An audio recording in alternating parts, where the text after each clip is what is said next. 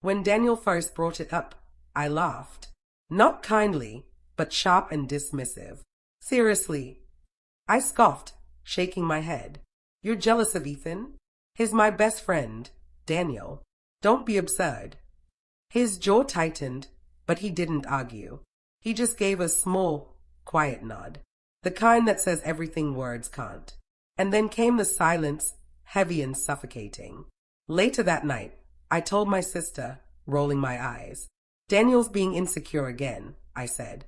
He actually thinks Ethan is competition. It's ridiculous. She nodded right away, and that easy agreement made me feel vindicated. It convinced me I was right to dismiss him. Ethan had always been there, through every breakup, every miserable job, every lonely night. Even when Daniel and I started dating, Ethan was still my safe place, my comfort zone.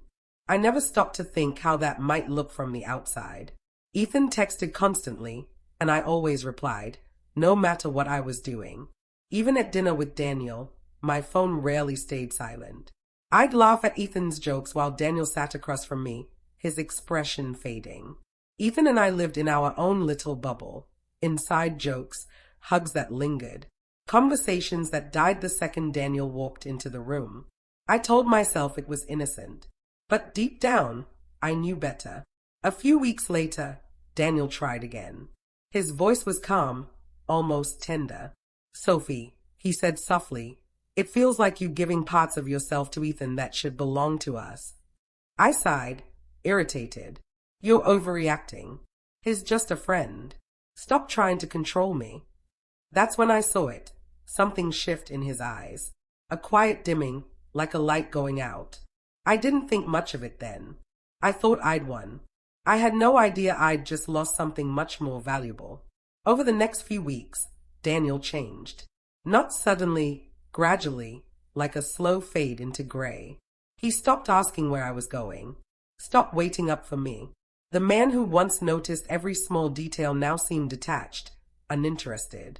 At first, I told myself this was good, progress, even. Maybe he was finally learning to relax. But it didn't feel like freedom. It felt like emptiness. The silence between us grew sharper than any fight. Meanwhile, Ethan stayed close, calling, texting, pulling me in. I leaned into it, partly out of defiance. If Daniel didn't care, fine. I'd laugh louder, stay out later, share more. But the more I gave to Ethan, the colder our home became. Dinner turned into wordless meals. Nights ended with Daniel lying on his side, back turned, silent. Then came that Friday night. I came home late, another evening out with Ethan. Tossed my keys onto the counter and froze. Daniel sat on the couch, a suitcase beside him. My heart dropped. What are you doing? I asked, my voice shaking. He looked up, expression calm, neither angry nor sad, just finished. I can't do this anymore, Sophie, he said quietly. I told you how I felt, and you mocked me. I won't keep begging for respect in my own marriage. Panic hit like a wave. Wait, you're leaving me over Ethan? Really?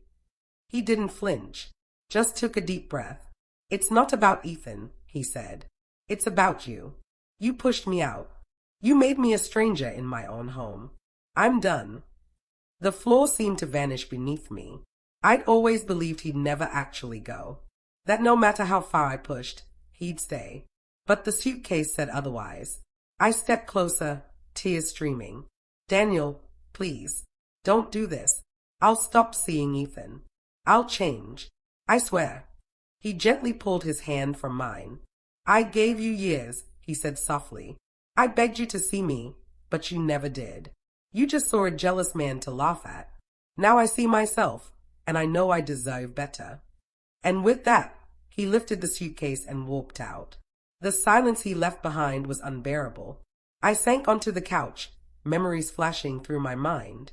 Every eye roll, every mocking laugh.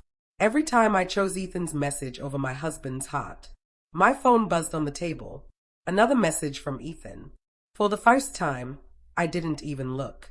His words meant nothing now. I had always believed Daniel would stay, that he loved me too much to leave. I was wrong. My careless laughter had carved the distance between us, and when Daniel finally crossed it, he never looked back. That night, sitting alone in the hollow space he left behind, I finally understood. Too late. The man I'd called insecure was the only one who ever truly loved me.